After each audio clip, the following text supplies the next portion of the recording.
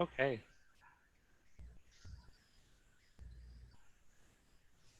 All right, do we want to get started? Get started? Sure. Okay, thank you. Okay, hi, I'm Alita Camp. I'm chair of Community Board 8. Welcome to the third in Community Board 8's contact tracing series.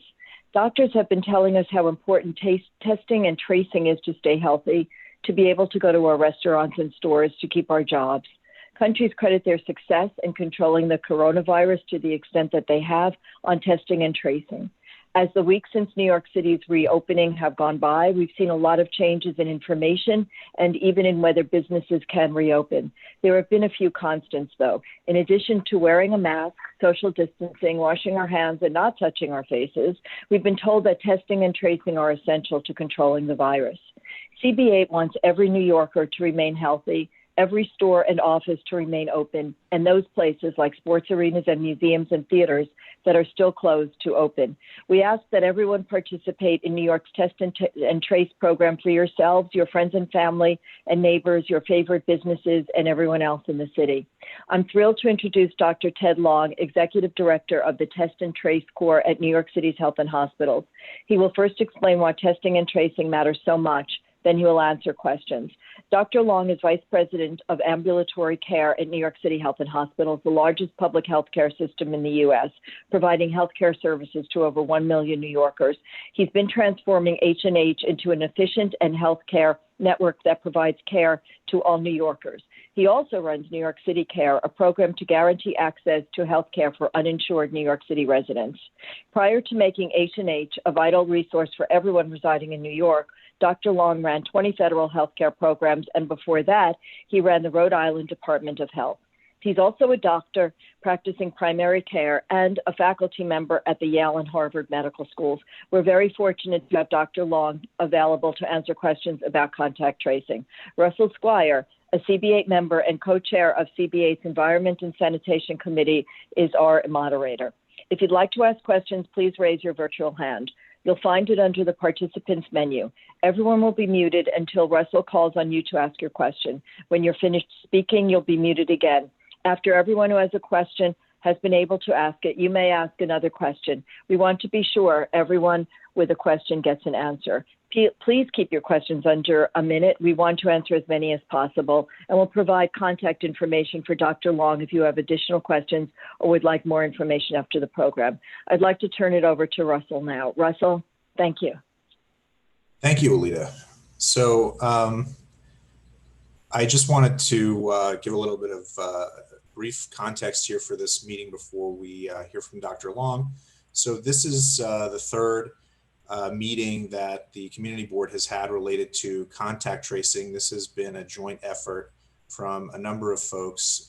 First of all, two committees, the Health, Seniors, and Social Services Committee, co-chaired by Barbara Rutter, Lori Boris, and Rebecca Dangor, and also the Environment and Sanitation Committee that Kaz Spagnoletti and I co-chair, as well as Sarah Chu and May Malik and Alita.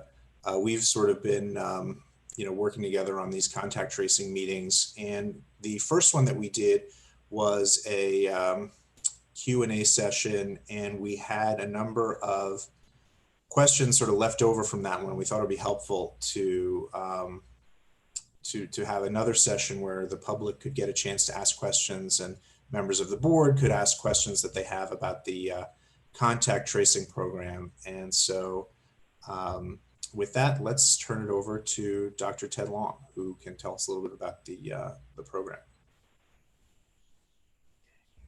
Hi, great. Can you hear me? Yes, thank you. Okay, wonderful. Well, I first wanted to say thank you, everybody, for your time tonight in the evening to listen to me and to hear about our contact tracing program.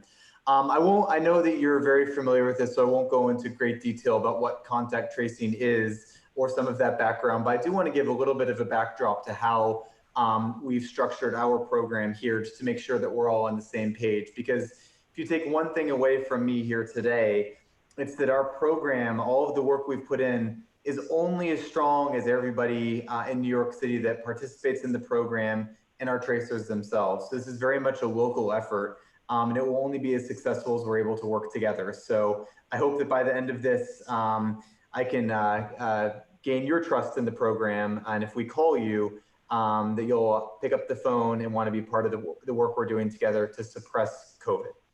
So there's three ways that we want to suppress the coronavirus in New York City. Three things we must do together, and they follow sequentially. The first thing that as a city we must do is we must do a lot of testing for coronavirus. If we don't test enough people and don't find people that are positive, we can't trace them and we can't figure out who we need to help to offer services to. So I'm proud to say that since we conceptualized how we wanted to approach testing in New York City, this was a couple of months ago now, we've actually tripled the number of tests that we're doing. We were doing around 10,000 tests per day. We're now testing 30,000 New Yorkers every single day. We're leading the country in testing, no question. I'm proud of that. I'm proud of it in particular because it's something that I didn't do. It's something that every New Yorker that comes out to get tested to keep their neighbor safe, to figure out if they have something that could be contagious, that's what's driving this. And the time all of us New Yorkers are putting in, that's what's allowing us to do so many tests. And that's a key way that we're keeping each other safe.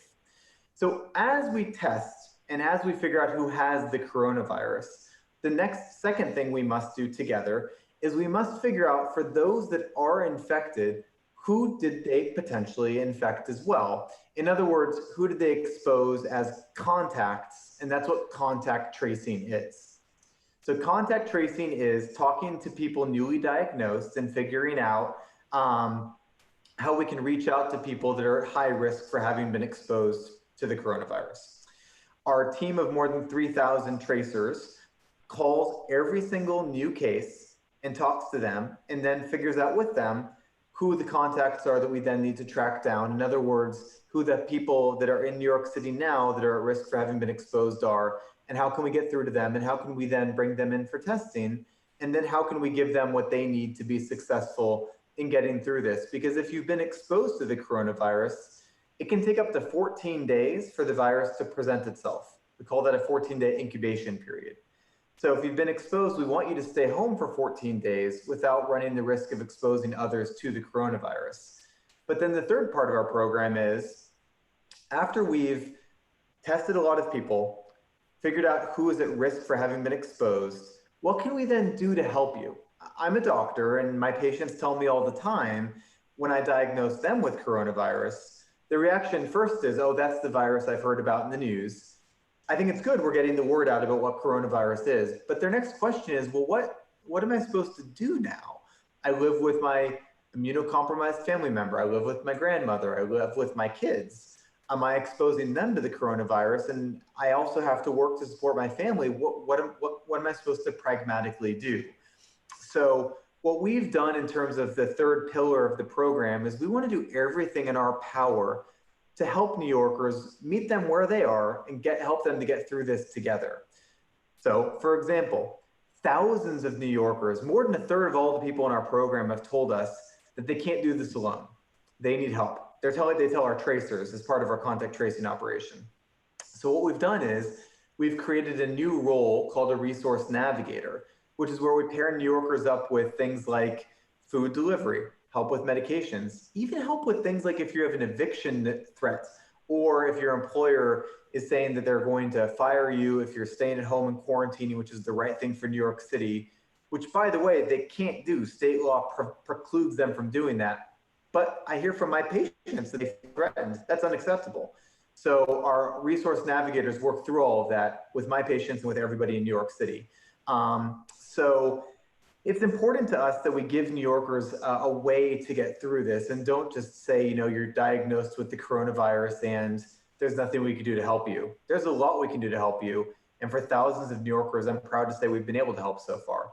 So I'll be brief, and I really am here to listen today and to answer your questions. So I'll pause there and happy to go into any more detail about what contact tracing is, what you can expect from us, our team, our contact tracers, or take us any direction that would be helpful. I'm at your disposal.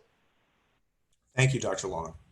So I'm going to just start off with, I have some questions that I'll ask that, some of us have put together. And then, we'll also, as it's going on, if other folks who are on the meeting have questions, raise your hand and you'll be acknowledged and you'll be able to ask your questions.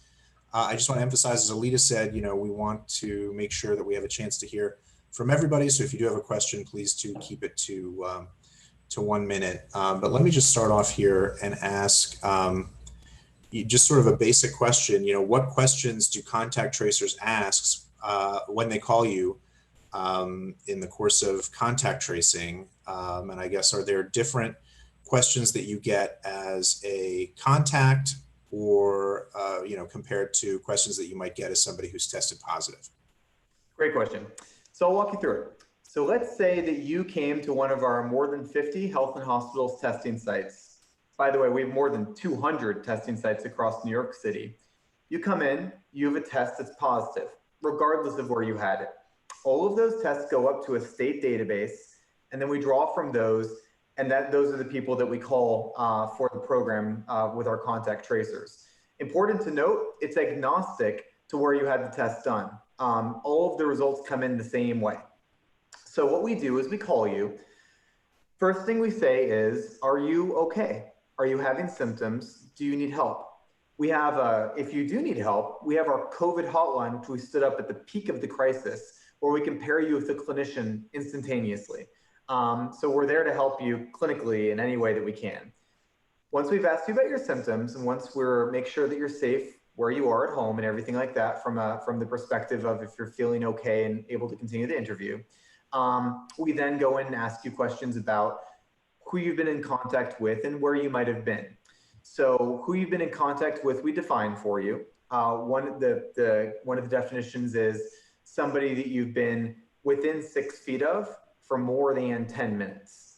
So if you've just been in the elevator with somebody, fortunately, there's very low risk of transmitting the virus. We know from multiple studies that the criteria of 6 feet for 10 minutes is that where we really confers a much greater risk for you.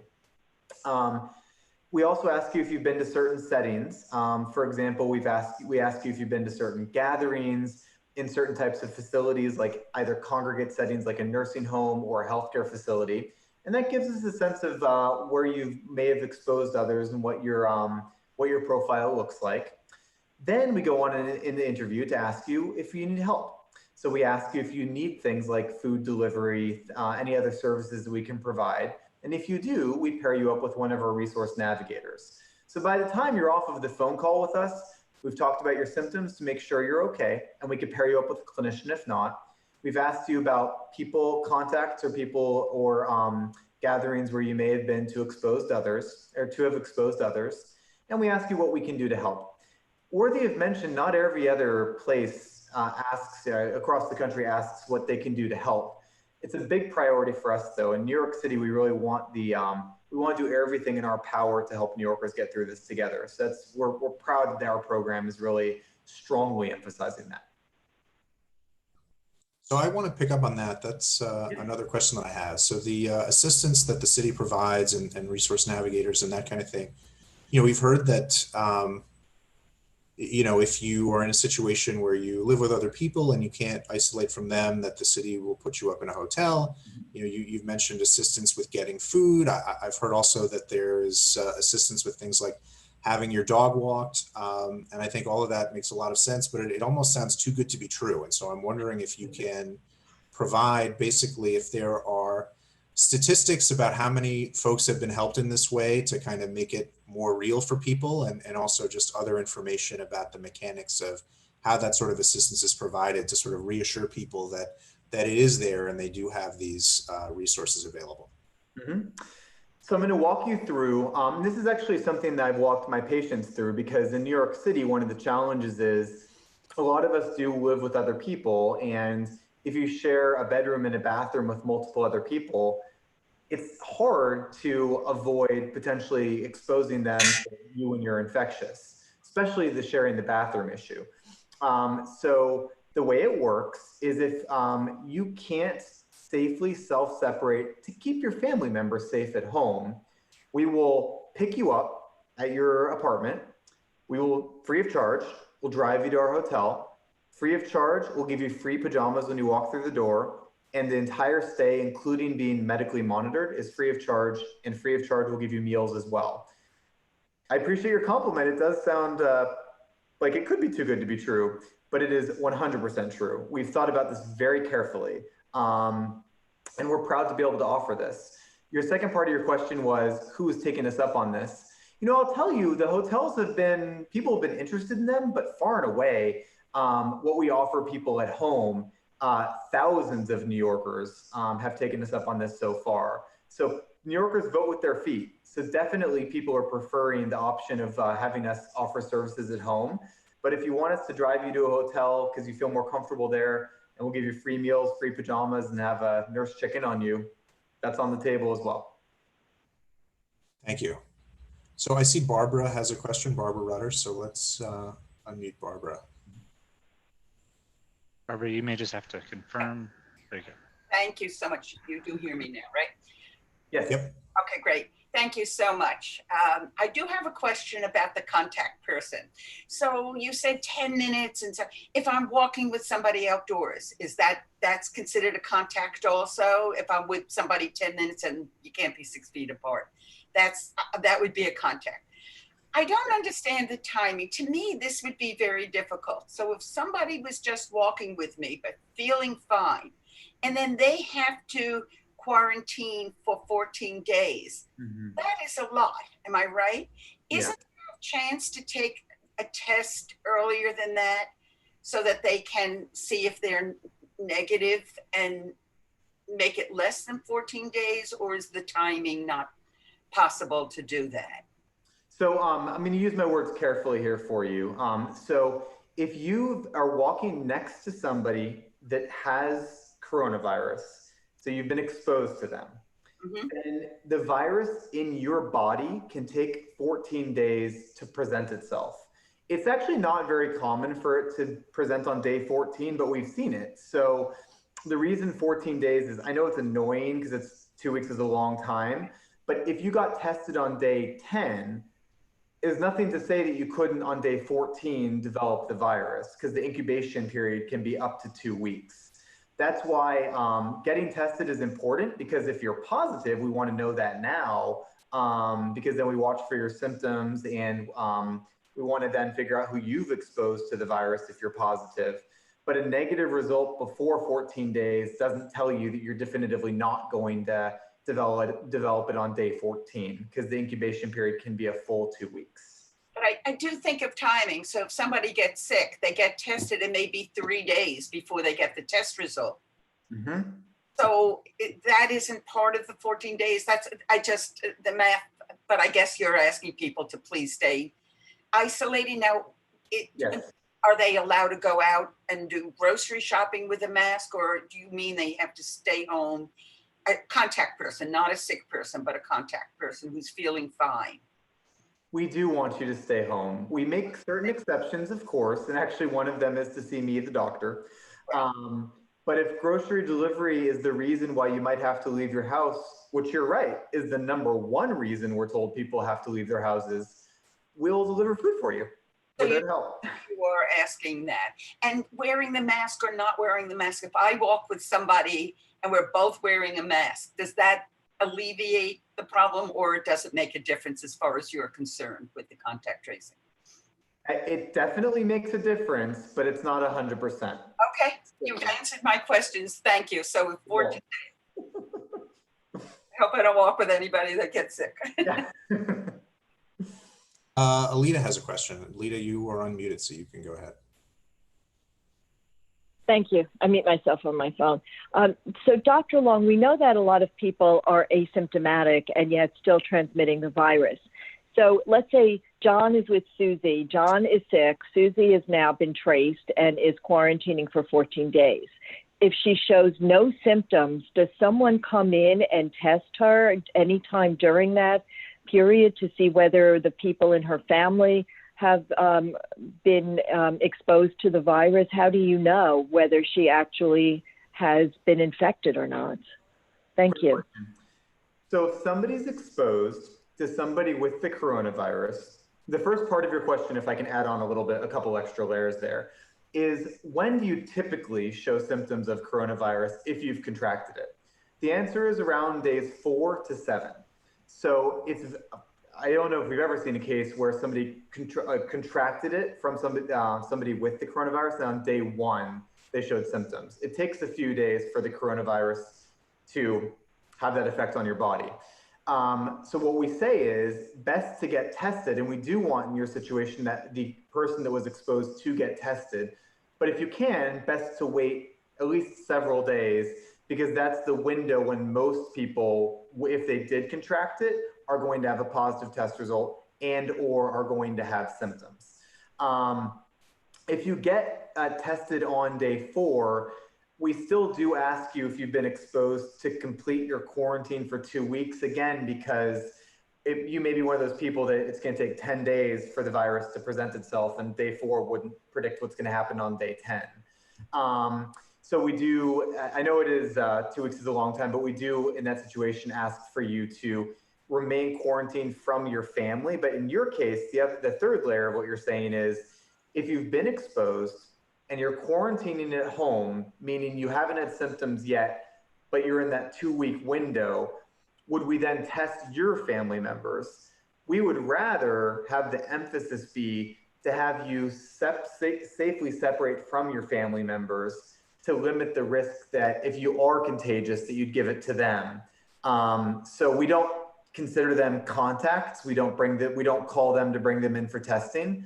But the final thing I'll say is in New York City, and I'm proud of this, we're one of the only cities in the country, and the largest city, of course, but we're the largest city anyways, to have universal testing. You can come to any of our sites, regardless of symptoms, if you're worried, and we'll test you.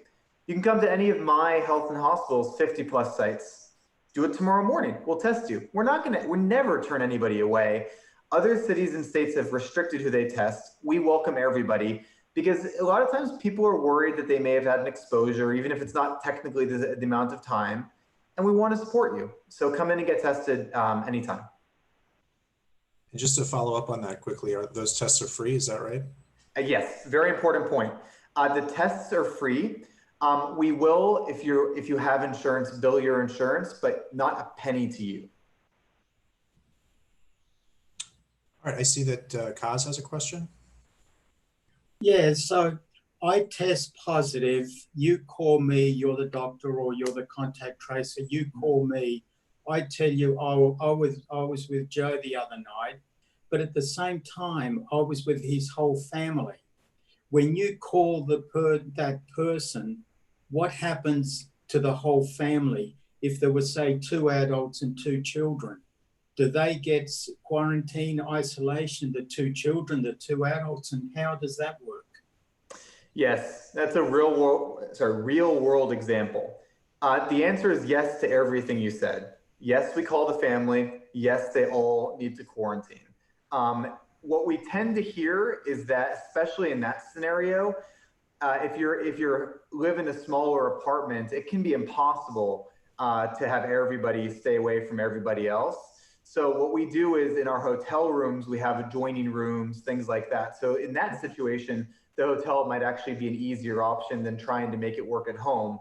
Though if you can make it work at home, we'll do everything in our power to support you, including food delivery. Okay, my follow-up on that is contact tracing. So I test positive. The results don't get to you for 2-3 days. By the time you contact the person, it's another 2-3 days. Sometimes they don't answer. So it could end up being a week or 2 weeks before you contact everybody. Then you call the person. They basically give you some information that may not be the whole information. So it takes a lot of time. So will digital contact tracing be anytime soon? And wouldn't that speed up the process instantaneous rather than a week or 2 down the road? Great question. So there's 2 parts to the first part of your question. There's 2 different time frames you laid out. So I want to talk about each of them, and then I'll talk about the digital piece. The part around it, let's say if it takes 2 days or so to get your test result back, the digital piece won't solve that. That is what it is, and it's nationally we're having trouble with this as other cities, unfortunately are going through what we went through in April. So that piece is something we're working on, but that's to the side for your question. The second piece is, so once we have the result back from you, how long will it take before you hear from a contact tracer? The answer is, where our goal, and actually about 85% or so of the time now for people we have phone numbers for, actually I think the last time was 86%, we're actually calling you within 24 hours and reaching you within 24 hours. Wow. So it's not easy. I mean, it's been years of my life taken to make this program work. But I think we're doing a good job, and our goal is really to do exactly what you said, to meet the challenge of getting through to everybody within 24 hours to the greatest extent that we can. So the digital piece is an interesting one, and this is something we've thought a lot about. My view on this is that digital adjuncts can always be helpful, but don't replace the person-to-person conversation where, and quite frankly, this is sensitive stuff. If I'm asking you if you've potentially exposed people you love to a virus that could hurt them, it's not my expectation that you'd be forthcoming and immediately say, oh, these are all of the people I may have exposed. I think it's a hard thing to talk about, especially with other diseases. We've seen that this is not something that's easy nor should it be easy for people to talk about. So our tracers are all New Yorkers. These are not people that have never been to New York before or, don't understand what it's been like for us here. Our program is all by New Yorkers for New Yorkers. And I believe that if I'm talking as a New Yorker talking to you, I'm going to be more likely to get information that is sensitive from you than you would put into an app. So our contention here is that having New Yorkers really do this for other New Yorkers is going to get us better information than you'd be willing to. And it's not 100% of the time. Maybe certain people would be fine entering anything into an app, but our view is that in general, we're going to get better information if we have New Yorkers talking to other New Yorkers. Okay, thank you. Mm-hmm. So I see Tanisha Ragg has her hand up. Hi, Dr. Long, how are you? I am from Marymount Manhattan College, and I'm just curious to know if you have any advice for schools or institutions of higher education about, classroom settings and how the best way to handle classroom settings if there is in fact a positive case, classroom or dorm settings. Also, I was wondering whether or not there is, plans for a specific tracer to be, or maybe a team of tracers to be assigned to schools, or, Oh yeah, those are finished, but you're dead on. Oh, good. And also on that note, testing for institutions of higher learning. Mm-hmm. In the works? Everything you just said is in the works. Yeah, I agree with the sentiment of everything you're saying. We will and plan to and will have dedicated teams for different types of settings for sure, because that way we can really figure out what's going on in different settings. In terms of, and that's on our end to do. In terms of pragmatically around your point of what can higher education settings do, I just want to really drive this point home. Nothing's 100%, but it makes a big difference if you're wearing a mask and if you are socially separating more than 6 feet apart. If everybody, quite frankly, in New York City now, we have the lowest number of cases that we've had since this whole thing started. And that is, New Yorkers have earned this. You go outside in any of our communities, what I've done, my count is 95% of New Yorkers are wearing masks. And anybody can contradict me if you have a different experience. But I'm always, overwhelmed with pride seeing New Yorkers really, inconveniencing themselves to take care of everybody else and to keep everybody else safe. When you're in the settings that you're talking about, it's even more important to be wearing masks. So if there's any one thing you take away from me, it's for sure that wearing masks and maintaining a distance of 6 feet isn't just words, it really makes a big difference. But beyond that, if there is transmission, we're doing everything that you just said, and we're going to be calling institutions if there are clusters of cases, things like that, for sure. I totally agree with you. So let me ask a quick follow-up to that, which was related to a question we got online, which relates to schools, not higher education, but just elementary and high schools and that kind of thing. Is there a plan to have contact tracing in place for those? And is there a specific sort of school-oriented plan that you guys are looking at if the schools reopen? Yep, we're formulating our overall school plan now. So specifics will be shared by the mayor soon about that. I can't tell you how many hours today I've spent on that issue. It's a complicated one, but extremely important. And please know, there's not a snippet of thought that's being not used towards making sure that we have the best possible plan for schools. The first part of your question, I just want to emphasize too, though, is that contact tracing for any setting is up and running now. So the way the program works is it catches every case in every setting. What the next step is, as Tanisha was saying, is we're also going to have dedicated teams, and we're going to be formulating policies like how we're going to have our overall schools plan in concert with everything else we're doing with contact tracing. So more to come on that. But we're going to have something very comprehensive that's going to be put out soon. Okay, and just another quick follow-up before we go back to folks with their hands raised, just about institutional contact tracing. There was a question about nursing homes, and I know those have been particular areas of COVID spread and that kind of thing. And so are there particular things that you're doing around nursing homes for contact tracing? Yeah, so nursing homes, I sort of said this quickly earlier, but I'll make more of a point of it now. Nursing homes are something we refer to as congregate settings where people are inherently living in very close proximity of each other. And needless to say, as you're to the point that you're making, they're very high risk because you just have people that are very close to each other. So we have a very important tool in our tool belt for congregate settings. That tool is we have one of the best public health departments in the whole world, if not the best. Not just in our country, in the whole world, and I'm serious about that.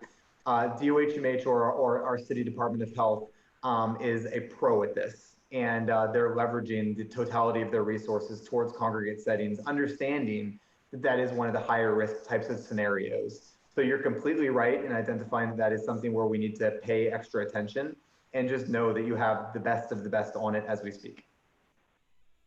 Thank you. All right, Lori's had her hand up for a while, so let's unmute Lori. Okay. You're unmuted, Lori. Hi. Okay. All right. Thank you. Thank you, Dr. Long. I really appreciate the information. So I had a test about, I don't know, 3 weeks ago, maybe 4, and it was negative. And, but I'm living my life. And like today, this morning, I went to the doctor, and then I went for a few errands around town. I went to a place and I got a massage, because I was under stress. So my question is how often should I get tested? I mean, is it something that I should do, once a month? I mean, I don't know what the protocol is. Yeah, great question. So the first thing I'll say is that we do, based on our universal testing policy as a city, you can come and get a free test at one of our more than 200 locations whenever you want. So just to be clear, it's the ball is in your court. We just have an open invitation and offer that we've extended to you that you could take us up on as early and often as you like. We want to make sure that you always feel supported by us. That means a lot.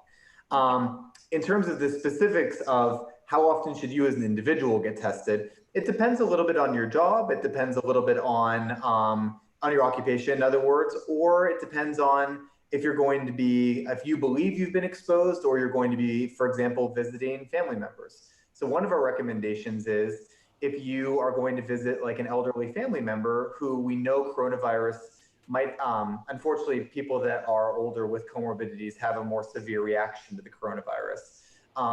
If you're worried about potentially being contagious to a family member, but you feel fine, come and get tested before you visit your family member. It's a safe thing to do. And it's something, again, that we want to offer to you. So we have in Our health advisory notice, I believe number 18 from the City Health Department, include more specifics, which maybe we can circulate to this group after this, that goes into a little bit more detail about some of those scenarios where we identify, you know, hey, here's where you might want to consider coming and getting tested again, even if you've been tested even recently.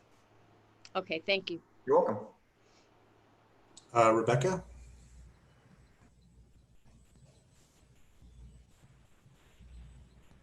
Hi, thank you so much for coming. I have one question. Do you believe that participation in contact tracing should remain voluntary? Why or why not?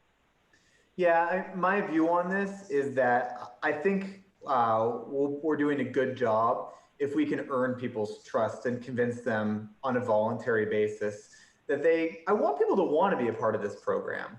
Again, other programs like this in other cities have not taken the step that we have to offer them a huge amount of resources to help people to get through this with their families, to be able to stay at home or to be able to go to a hotel. And that was a creative idea that we came up with. So my view on this and our view on this is definitely that we want to earn your trust. And we believe that if you believe in the program, you're going to be more likely to tell us more contacts or more people that you may have exposed. So we want to do everything we can to do a good job with the program. And this is where we could use your help in terms of getting the word out to people. Because if nobody trusts our program, and if we can't earn your desire to participate in the program, I don't believe it's going to succeed. So I believe this has to be all of us working together. So thank you. You're welcome. Let me ask another question that was submitted beforehand. If there's a concern with a contact tracer, you know, I guess something that comes up during the course of the conversation or something, you know, related to that contact tracer that I guess they've done something inappropriate or who knows, is there a number for people to call to alert to alert your program to that? Yeah, so if there's a concern about what's happened with a contact tracer, there's a couple of different roads. And unfortunately, I hope that's not happening too often now. You can let our human resources people know. You can even let me know, and I'd be happy to obviously address anything that I can as quickly as possible. We don't want that to ever happen, but if it does happen, we want to be able to intervene to make sure that everybody in New York is safe and comfortable. You can also call. There's an inbound line to the contact tracers. That would be another way as well. But if all else fails, you can really reach out to me. I'm here to help as well, or a member of my team, for sure. All right. All right, let's go to Alita. Alita has another question. Thank you. On a practical level, what happens if the person that you're tracing doesn't speak English or one of the more common other languages? Do you have translators? Do you have tracers who are fluent in any of those other languages? Thank you. Yes and yes. Our tracers speak more than 40 languages. And in New York City Health and Hospitals, we have a very robust interpreter program, which we do over the phone. One of the interesting facts that I learned recently, which makes me proud, is did you know that Elmhurst Hospital in Queens is the most diverse hospital in the entire world, judged by the number of languages that we do translation services for? So I think we're pretty good at that, and we're leveraging all of that towards this program. All right. Barbara. I have a question. I forget if it was phase 2 or phase 3. One of the wonderful things that happen is that we can now dine outdoors. And I love it, but I'm nervous at the same time. And so it's about what is safe, but also how you do contact tracing. So what I notice is just about everybody walks in, gets seated with a mask on, and most of the time immediately takes their mask off. It seems to me that when a waiter comes and takes an order, you're not wearing a mask and you're sitting probably how wide is the table? 1 foot, 2 foot away from each other for a whole dinner. I understand it's hard to eat with a mask on, but is there something that we should change our message and say, please keep your mask on whenever possible? If a waiter gets sick, how do you do tracing, etc.? And is this an issue, or am I worried for no reason at all? No, not at all. I think I'm not worried for no reason at all, so it's okay. No, it's the real, basically the principle of what you're saying is that how does this work in the real world? Which is a great, and there's no easy answer to that. You know, a couple things. So one is that, well, there is of course risk being in proximity to anybody. Still, the risk is higher with them less than 6 feet for more than 10 minutes. So the waiter should be sure to not do that. Yes, it's ideal for people to be wearing masks for sure, but you can't wear a mask while you're eating.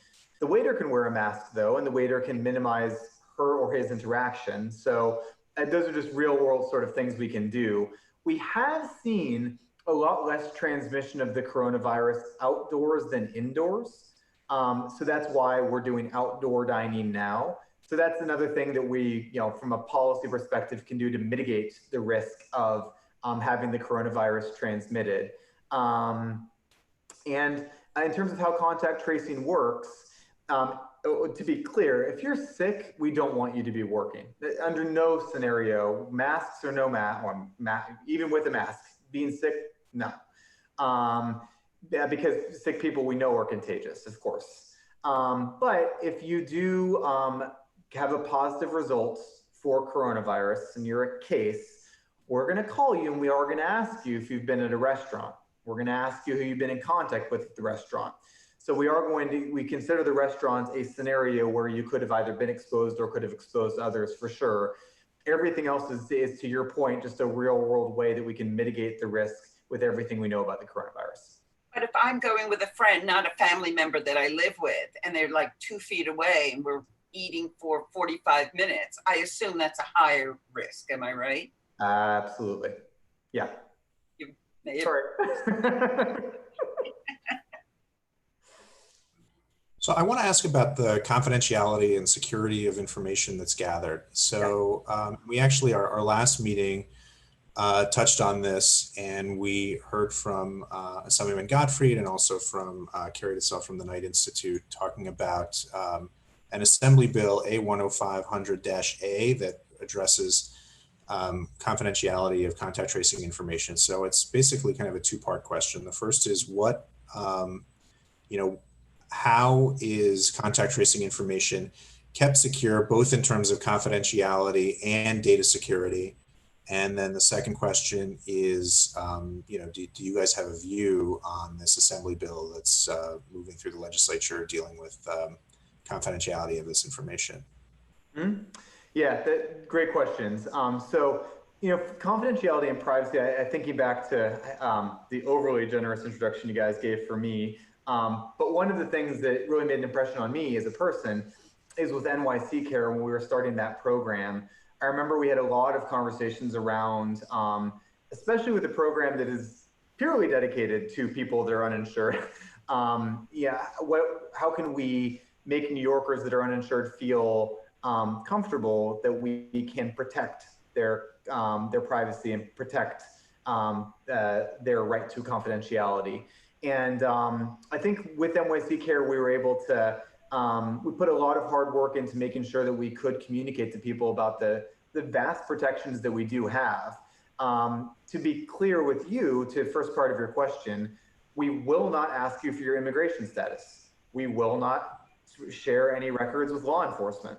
And we will protect your confidentiality and privacy to the fullest extent under this New York City Health Code. These things are all firm tenets and principles that we live by. But I think there's an opportunity for us and you to do a better job of communicating to New Yorkers about even everything that I just said. From talking to New Yorkers, I'm not sure people fully understand the extent to which we really do have these protections in place. And even with what I just told you, I don't know if anybody is, or if everybody knew what I just shared. But if you didn't, go tell 5 friends, because they probably didn't either. So those are things I think we want to continue to work with you to do a better job of communicating with community members about, because it's something we could not take more seriously. And all those protections are in place now. But if people don't know that, then they can't trust our program as much as they possibly could. And that's that's where we need to work together. In terms of the state bill, our teams are reviewing that now. I will say, of course, I support the principles of confidentiality and privacy. We also want to make sure that there's that the bill is compatible with our program being successful too, and that's what our teams are reviewing now.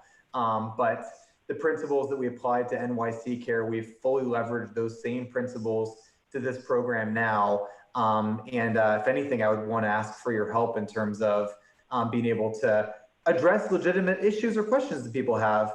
But once those are addressed, helping to work together to convince New Yorkers that they can trust us, because if we don't have that trust, the program can't succeed in suppressing the coronavirus. Thank you. So Tanisha Ragg has another question. Yeah. Let's unmute her. There you go. She's unmuted. Okay, Yep. I wanted to ask if you could possibly explain how the mobile testing units work and how one could possibly become a site or a location for mobile testing. Sure. So we have more than 5 mobile testing vans now, and the way they work is they drive to a certain location that we designate with input from our community members, so that the best way to see if you can get a mobile unit to come to you is let me and my team know, and we'll take a look, and we'll prioritize across other requests we get to. But we'd love to hear from you if you think that there's a need. That's 100% of the places we go to now are based on people telling us these are the places we're needed. We exist to serve, so let us know for sure. And then we set up shop there. Sometimes it's for a day, sometimes for a few days, sometimes for a week or two. It just depends on the need in the area. But these vans exist to allow us to sort of be mobile, if you will, and being able to offer testing to people in areas where they don't currently have a great option in terms of where to get tested. Alita, go ahead. Alita actually asked to have Thanks. Kaz go first. Yeah. But Oh, sorry, I didn't see that. that's great. Kaz? So Dr. Long, this program is very robust in New York City and New York State, but we have a lot of people coming from Jersey, Connecticut, Massachusetts, and everywhere else. Is there any correlation or liaison between, New York and the other states? Yeah, good question. So we do work with other states, of course. And like, for example, in the tri-state area, we have the Port Authority that we work with within the tri-state area for people coming in and out. In addition to that, one of the challenges we have is there are certain states that really, unfortunately, are being more affected by coronavirus now. So the state designates those other states. And of those 20 or so states that have been designated, if you fly into New York, we ask you to fill out a form where we get your contact information, and then we ask you to quarantine, and we call you to see how we can help, but to also ensure that you are quarantining as per the governor's executive order. We keep that part of the program up and running in terms of if new states are added, but that is something with travelers that we've built up over the last week or two as we see what's happening outside of New York State. But what about enforcement? So in terms of enforcement, the governor's executive order is a requirement, and there's a fine that the Port Authority can administer. It's a $2,000 fine if you don't give us the information, your contact information when you're getting out of one of the airplanes from one of the 20 designated states. In terms of going beyond that, you can count on us calling you, texting you, maybe even knocking on your door. But when we reach out to you in any way, you can also count on us offering to help you. Okay. Just to follow up on that, are you guys getting contact information from other jurisdictions? Like if someone in, New Jersey, let's say, has a positive test and hopefully there's some kind of contact tracing going on there, and one of the contacts is somebody in New York, is that sort of transferred over to you guys to follow up with that person who's in New York? Yeah, we do train. We do. If it's an out of jurisdiction issue, yeah, pretty much what you said. And same goes for different counties. So if somebody outside of New York, we would communicate with different counties based on that as well. So our program, we're only calling people that are in New York City. So let's go to Pixel 3 XL, and I would just, when we unmute you, if you could please identify yourself with your name, that would be great before you ask your question. Oh, I'm sorry. I'm Julia Klaus. Can you see me now, or am I Yeah, muted? we can see you. Yeah, Can yep, you and you're in mute. We can hear you. Yeah, Sorry, I didn't put my name in there. Okay. Dr. Long, I understand the objective of contact tracing. Mm-hmm. I also feel that I've had many conversations with health departments, county, tried to reach city, state, and I have often, not always, encountered what I don't feel to be a lot of give and take. I feel that it's more this is what you have to do and this is how it has to be. Mm-hmm. So also within the contact tracing framework, that question was my question about if you encounter an issue with a contact tracer or a concern, where is the people that the health and H&H stands for what? I'm sorry.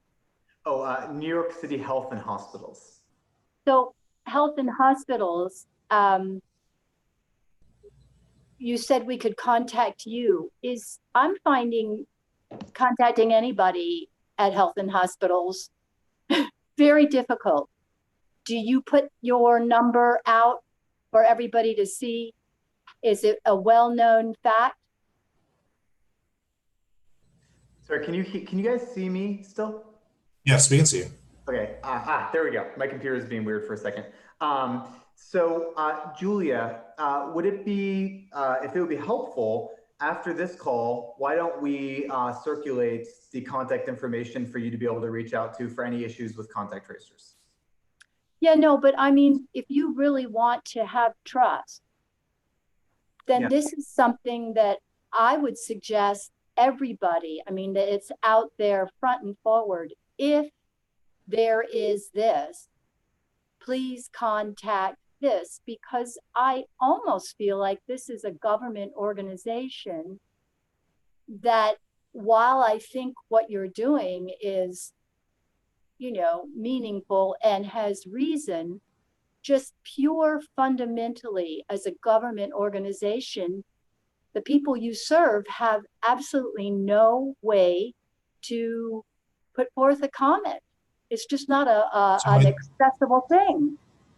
It sounds like, so Dr. Long, you mentioned there was an inbound number for things like this, and I think, we might be able to even circulate it on this call, and if not, we can certainly circulate it afterwards. So if you send it to Will, he might be able to put it in the chat if that's something that we can, and that would be an easy way. Is it the New York State number? What is that number? So it's for City Health and Hospitals contact tracing, right? Yeah, we have an inbox and more than one phone number, but I think, Julia, your point's really well taken. So why don't, if it's okay, I unfortunately have to hop off in a second here. I'm being called away.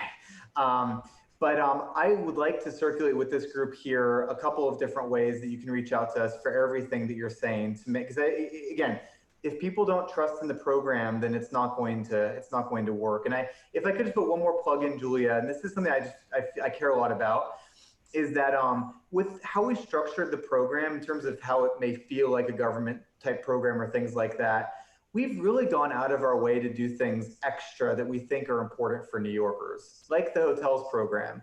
Literally, you can call a number right now and we'll pick you up free of charge, drive you to the hotel and give you free pajamas and free food and nursing care the entire time you're there. Nobody said we had to do that, and that's not in any textbook for contact tracing, but we want to do it because we want to convince New Yorkers that we're in this together and that they have our support. So that things like that have meant a lot to us. And we want to, if you have other thoughts about more things we can do, you can email me personally. I'd love to hear them. Thank you very much. Thank you. So, Yeah, thank so you. one question I do want to ask and make sure that we get to before you go is, what are the barriers to contact tracing, and what is it that we, folks in the community, but in particular this community board 8, what can we do to help, and what can we do to help overcome the barriers to contact tracing and just generally to assist with the contact tracing program? Yes, thank you. Number 1, 2, and 3, get the word out. Really, that's what we need. We need people to know what we're doing, so when they get a call from a contact tracer, they're not surprised, and hopefully they'll even be already feel supported by the time they get the call, because we're doing all of this to support New York, and the program will only be as good as people believe in it to be. So please, please, please get the word out about what we're trying to do, that we do exist, we're here to help. If we call you, pick up the phone, talk to us. That is really the key thing I would love your help with. That's what will make the biggest difference. All right, we can do that. Alita, did you want to ask another question before? I did, and I'll be very quick. There are a lot of spam calls and scammers out there. I understand that there's one number that shows up on phones. Is that correct? Or it says something to identify the caller as a contact tracer. Would you be able to tell us what that is so that people know what to look for? Yes. So if you have certain carriers, instead of the phone number, it'll say contact tracer. It's like a fancy, I don't know exactly how it works, but it's good. If you don't have that carrier, another thing we can maybe circulate after this meeting is on our website, on our FAQs, there's like 2 different ways the phone number can start. So it's on our website. We can circulate that to make sure that you have that. That's great. And we could post that as well. Yeah. I can't thank you enough for spending part of your evening with us and sharing so much useful information, because we're with you on this, that Good. Contact tracing is essential for the health of New York and the vibrancy of the city. So it was such a pleasure to have you and to listen to everything you said. And Cornelia said you were always smiling, and I could see that. So thank you so much again for just sharing your wealth of knowledge with us. There's a tremendous amount of information out there, and you were able to really focus it, and we're very grateful. Thank you. No, thank you all so much. We're only as strong as we are together. So I really appreciate your time. Thank you. Thanks. Appreciate it. Okay. Russell, is there any? Yeah. Thank you, Dr. Long. Is there anything else that you'd like to do now? I don't think so. About I do this? want to just thank everybody for participating in this call and for your questions. It was very helpful. I don't think we have more of an agenda really for this meeting other than the, getting these questions answered, but these are it's a lot of helpful information. So we will incorporate that into what we're doing going forward. And obviously we'll try and get the word out. So, and I hope everybody on this call will get the word out. So thank you very much. Thank you. Let's try and figure out how to post everything so we have it concise and succinct and easily accessible to people, both in content and in presentation. So you did a great job. Thank you so much. And thank you everyone for participating and listening. If I could, I would toast you all. So here's to the health of New York and New Yorkers. And thank you for tuning in. That's right. Thanks, everybody. Good night.